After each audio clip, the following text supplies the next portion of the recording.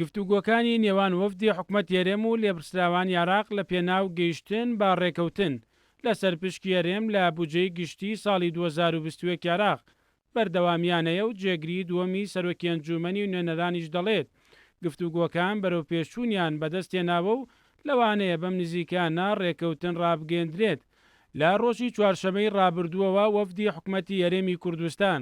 بە سەرۆکایەتی قوبات تاڵەبانی سەردانی بەغدادی کردووە و ژمارێک دیدار و کۆبوونەوەی لەگەڵ سێ سەرۆکایەتێکە و وەزیرانی دارایی و نەوت و لێپرسراوانی حیزبی ئەنجام داوە.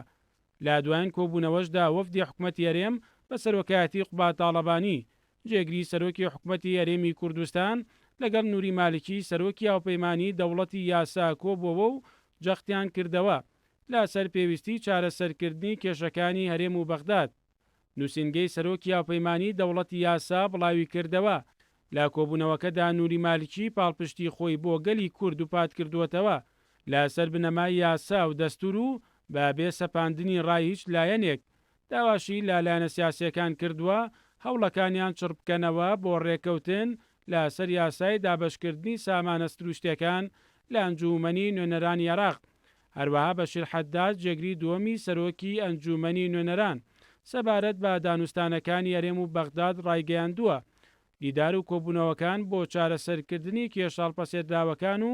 گەیشتن بە لێکتێگەشتنی هاوبەش بۆ تێپەڕاندنی ناکۆکیەکان بەردەوامیان هەیە و هەردوو لاش بەرەو پێشچوونی باشیان بەدەستێناوە و لەوانەیە بەم نزیکانە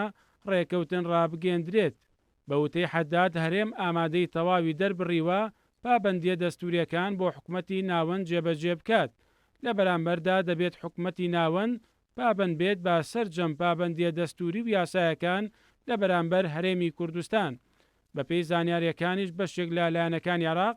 ئاستەنگ بۆ ڕێکەوتنی هەرێم و بەغداد دروست دەکەن و نایانەوێت لەم قۆناغەدا هەردوو لا بگەنە ڕێکەوتن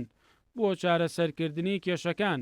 ئەو لانانە هەوڵ دەدەن پرسی دانوستانەکان بکەنە بابەتێک بۆ ڕاکێشانی ڕای شەقام و کۆکردنەوەی دەنگ بۆ هەڵبژاردننی پێشوەخت.